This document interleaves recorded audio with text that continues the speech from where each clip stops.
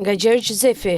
Ka njerëz që e kalojnë jetën duke numëruar ditët, ka të tjerë që i mbushin ditët aq dendur sa vitet nuk arrin të zbusin. Enriku i përkiste kësaj kategorie, nuk jetoi gjatë, jetoi shpejt, jo sepse kërkonte të sfidonte kohën, as sepse donte të linte gjurmë me çdo kusht. Thjesht nuk dinte të jetonte ndryshe. Lajmi e zgjonte para se të binte zilja e telefonit. Instikti i gazetarit e çonte atje ku të tjerët mbërrinin me vonesë. Për të, gazetaria nuk ishte profesion, ishte mënyra se si e shite botën. E kam njohur nga afër. Kam parë një njerëz që nuk e reklamonte veten. Në një kohë kur shumë njerëz ndërtojnë figurën e tyre me zhurmë, Enriku zgjodhi pudorin. Nuk i pëlqente ta vinte vete në qendër, nuk kërkonte mirënjohje, nuk kishte nevojë për duartrokitje. Mjaftonte të bënte mirë punën e tij. Pudori është një virtyt që koha jon pothuajse e ka shmangur plotësisht. Jetojmë në një epokë ku gjithçka ekspozohet, ku emocionet shndërrohen në spektakël, ku edhe dhimbja kërkon audiencë. Enriku ishte ndryshe. Ai ruante një distancë fisnike mes vetes dhe botës, nuk i shpallte betejat e tij, nuk i shfaqte plagët, nuk e përdorte jetën e tij si argument publik. Ndoshta për këtë arsye,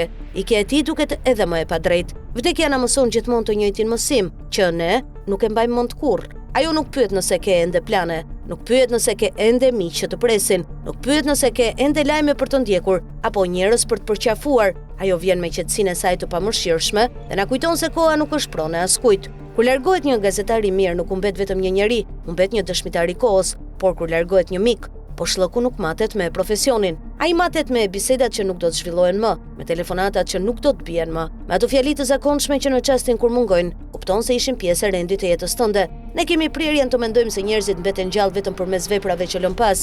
Nuk është gjithmonë kështu. Njerëzit mbeten gjallë edhe përmes mënyrës se si na kanë bërë të ndihemi, përmes qetësisë që sillnin në një bisedë, përmes besimit që t'jepnin pa e thënë, përmes pranisë së tyre, e cila duke e zakonshme, derisa u bë mungesë. Enriku jetoi me dinjitet, jetoi me pasion, jetoi pa bujë. Në fund, ndoshta kjo është forma më e vështirë e jetës, të kalosh mes njerëzve pa kërkuar ti mahnisësh. Sot nuk dua të flas për vdekjen e tij, dua të flas për jetën që la pas, për kujtimin e një njeriu që nuk e ngatroi kurrë famën me vlerën dhe zhurmën me rëndësinë, për një mik që iku shumë herët, por që nuk jetoi kurrë për gjysmë. Lam të mirë Enrik. Ka njerëz që e masin jetën me numrin e viteve, ka të tjerë që e masin me intensitetin e ditëve. Ti na mësove se vitet janë gjithmonë masa e vërtetë e një jete.